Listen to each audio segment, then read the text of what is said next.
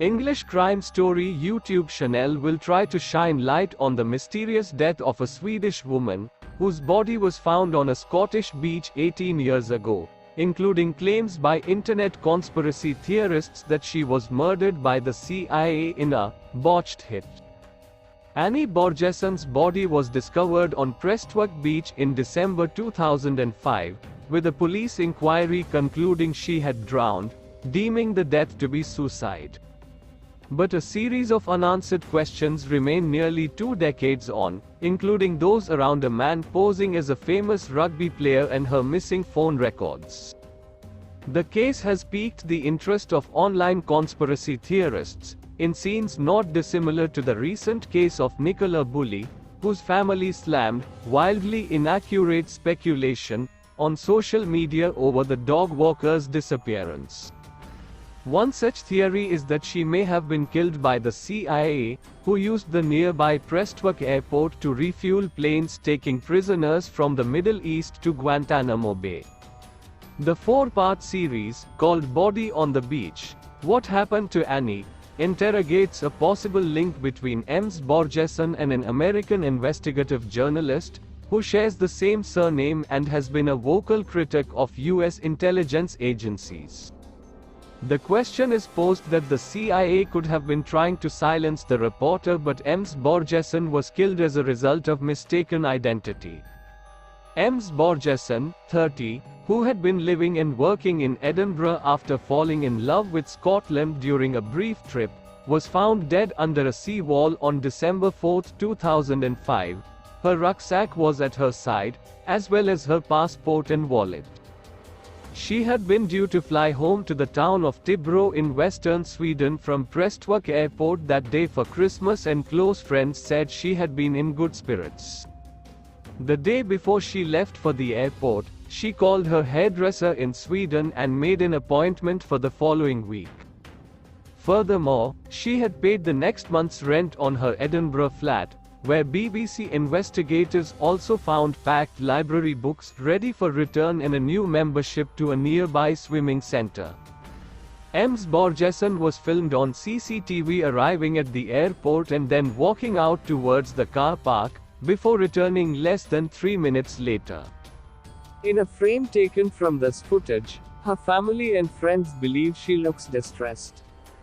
The documentary will also examine another CCTV image of a figure walking down the road to the beach where her body was later discovered, while journalist Hazel Martin speaks to Ms. Borjesson's best friend, Maria Jansson, who reveals she seemed anxious on the days leading up to her death. Worried someone was listening to her mobile calls, Ms. Borjesson told her she was concerned unknown people were tracing what she wrote on her computer. When her body was repatriated, the Swedish mortician alerted the family to bruises on her body, suggesting she may have been strangled.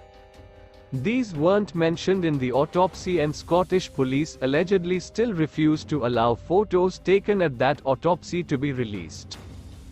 Further riddles emerged during probing for the investigation, including how Ms. Borjesson had told friends about a rugby player she'd met in a nightclub, but said that when she'd gone to meet him he'd given her a look that chilled her. He told her he was Martin Leslie, an international rugby star, except the real Martin Leslie was playing on the other side of the world. This man has never been tracked down. When Ms. Borjesson's mother requested her phone records, she was told there were no calls either to or from the mobile in the 4 days before her death, but the family confirmed she'd actually spoken to her mother.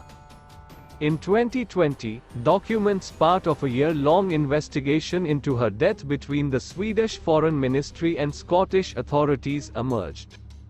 The files appeared as part of a 6-part podcast called What Happened to Annie by Sky News. The files are heavily redacted, according to the podcast, because Ms. Borjesson's death is considered classified as secret by the Swedish Foreign Ministry. Its reason for redacting details surrounding Ms. Borjesson's death in Scotland are that the information concerns Sweden's relations with a foreign state and a foreign authority. It goes on to say that disclosure of the information will damage Sweden's international relations or, in other ways, harm national interests.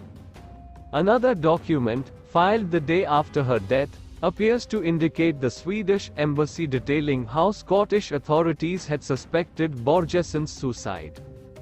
Ms. Borjesson's mother, Guje Borjesson, told Sky News at the time that she was troubled by Sweden's decision to shroud her daughter's death in secrecy. Guje said there is a public interest in finding out what happened to her daughter. Journalist Ms. Martin said, "I was only 13 when Annie died, but the story of her death has always stayed with me. Many people, her friends and family included, believe that Annie was actually murdered. The question is, could they be right?" The prevalence of online conspiracy theories was witnessed recently in the case of Ms. Bully, a mother of two who vanished while walking her dog in Lancashire. A coroner this week returned a conclusion of accidental death, saying the mortgage advisor fell into the River Wire at around 9:22 a.m. on January 27 and died almost immediately. Ms. Bully's partner Paul Ansell told the hearing he believed it happened after she put her mobile phone down on a bench to put their spaniel Willow in his harness after the walk. However, the case was marred by wildly inaccurate speculation from amateur sleuths on social media.